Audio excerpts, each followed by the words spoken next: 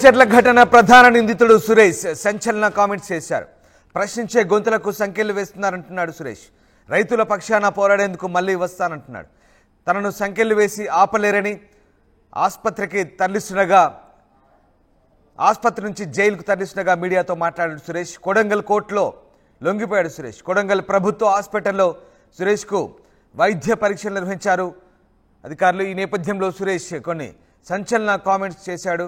తనను తాను ప్రశ్నించే గొంతుగా చెప్పుకున్నాడు సురేష్. తనను సంఖ్యలు వేసి ఆపలేరని రైతుల పక్షాన పోరాడేందుకు మళ్లీ వస్తానంటూ సురేష్ సంచలన కామెంట్స్ చేశాడు. లగచర్ల ఘటనలో అధికారులపై దాడి కేసులో కీలక నిందితుడిగా ఉన్నాడు సురేష్.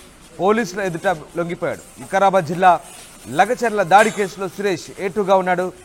దాడి జరిగిన రోజు నుంచే సురేష్ పరారులోనే ఉన్నాడు. అతని కోసం పోలీసులు బృందాలుగా ఏర్పడి గాలింపు చర్యలు చేపట్టాయి. లుకౌట్ నోటీసులు కూడా జారీ చేశాయి. కానీ అనూహ్యంగా సురేష్ పోలీసుల ముందు లొంగిపోయాడు. కొడంగల్ నియోజకవర్గంలో ఫార్మా కంపెనీకి సంబంధించి భూసేకరణ చేయడానికి ప్రభుత్వం ప్రయత్నిస్తుంది. దీనికోసం ప్రజాభిప్రాయ సేకరణను జరపాలని నిర్ణయించారు. కానీ కొన్ని కారణాలతో 11వ తేదీన ఇది ఖరారు చేశారు. అయితే ప్రజాభిప్రాయ సేకరణ సందర్భంగా ఆందోళన జరిగే అవకాశం ఉందని ఇంటెలిజెన్స్ అధికారులు జిల్లా పోలీసులకు ఒకరోజు ముందే అలర్టు జారీ చేసినప్పటికీ పోలీసులు ఏమాత్రం అప్రమత్తంగా ఉండలేకపోయారు.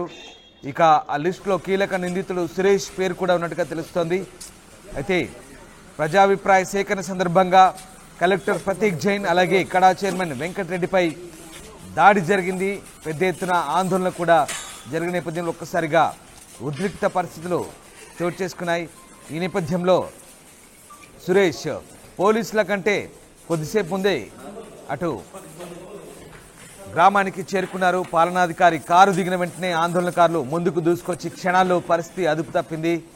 ఈ నేపథ్యంలో దీనంతటికీ కారణం సురేష్ గానే భావిస్తున్నారు. ప్రధాన నిందితుడు సురేష్ ముందుగానే ఈ దాడికి కుట్ర పడినట్టుగా ఇప్పటికే ఎఫ్ఐఆర్ నమోదైంది. ఈ నేపథ్యంలో ప్రస్తుతం సురేష్కు సంబంధించి అనేక ఆసక్తికర అంశాలైతే బయటపడుతున్నాయి. సురేష్ ఇచ్చిన స్టేట్మెంట్ ఆధారంగా ప్రస్తుతం పోలీసులు దర్యాప్తును వేగం చేశారు. ఇక రైతుల పక్షాన పోరాడేందుకు మళ్లీ వస్తానంటూ సురేష్ కొన్ని ఆసక్తికర వ్యాఖ్యలు చేశారు. ఆసుపత్రి నుంచి జైలుకు తరలిస్తుండగా మీడియాతో సురేష్ మాట్లాడాడు. తనను సంఖ్యలు వేసి ఆపలేరంటున్నారు. ఈ నేపథ్యంలో సురేష్ ఈ సంచలన కామెంట్స్ అయితే చేశాడు. ఇక ప్రశ్నించే గొంతులకు సంఖ్యలు వేస్తున్నారంటూ సురేష్ కొన్ని ఆసక్తికర కామెంట్స్ అయితే చేశారు. ఒకసారి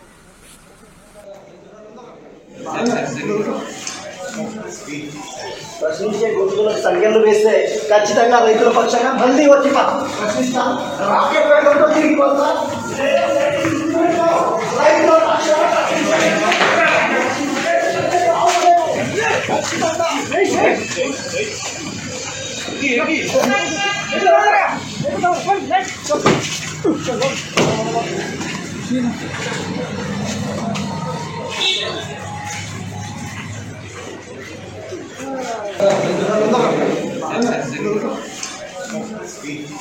ప్రశ్నించే గొంతులకు సంఖ్యలు వేస్తే ఖచ్చితంగా రైతుల పక్షంగా మళ్ళీ వచ్చి ప్రశ్నిస్తాను.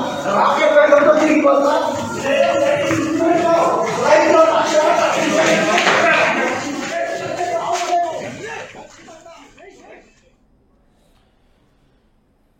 రైట్. లగచర్ల ప్రధాన నిందితుడు సురేష్ చేసిన సంచలన కామెంట్స్ అయితే వింటున్నాం. ప్రశ్నించే గొంతులకు సంఖ్యలు వేస్తున్నారని రైతుల పక్షాన పోరాడేందుకు మళ్లీ వస్తానంటూ సురేష్ కామెంట్ చేస్తున్నారు.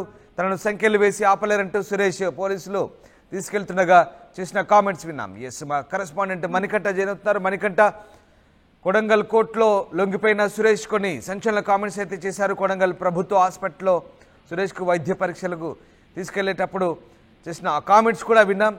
ఇంకా సురేష్ ఎలాంటి సంచలన వ్యాఖ్యలు చేశారు, ప్రస్తుతం పోలీసులు ఏం చెప్తున్నారు? లగచర్ల ఘటనలో ప్రధాన సూత్రధారిగా ప్రధాన నిందితుడిగా ఉన్నటువంటి సురేష్ అయితే ఎట్టకేలకు కోర్టు ముందు లొంగిపోవడం జరిగింది.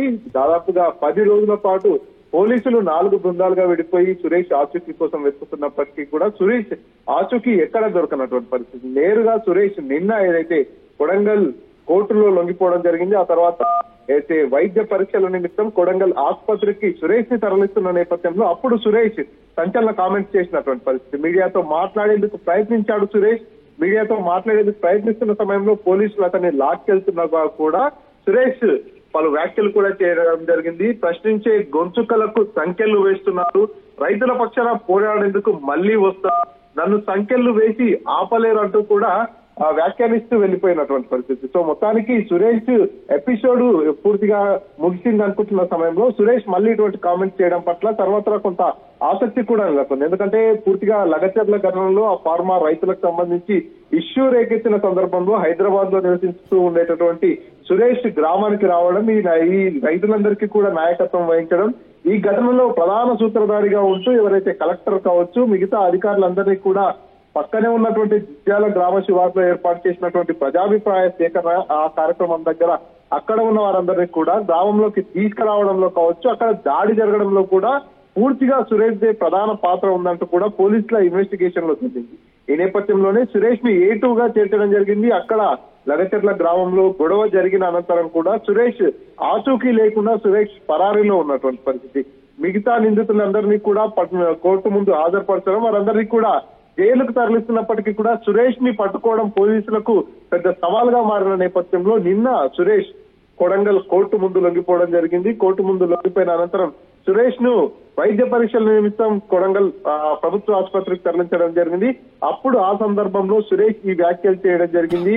ప్రశ్నించే గొంతుకలకు సంఖ్యలు వేస్తున్నాడు, సంఖ్యలు వేసి ఆపలేరు, నేను మళ్ళీ వస్తా, మళ్ళీ వచ్చి కూడా రైతుల పక్షాన పోరాడతానేటటువంటి కామెంట్స్ అయితే చేయడం జరిగింది.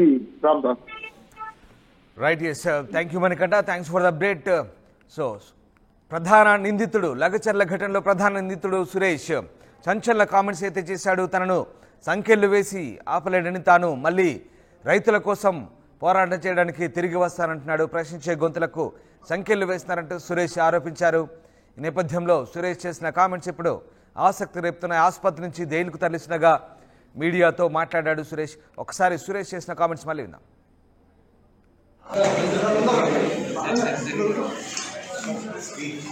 ప్రశ్నించే గొంతులకు సంఖ్యలు వేస్తే ఖచ్చితంగా రైతుల పక్షాన మళ్ళీ వచ్చి ప్రశ్నిస్తాను, రాకెట్ వేగంతో తిరిగి వస్తా.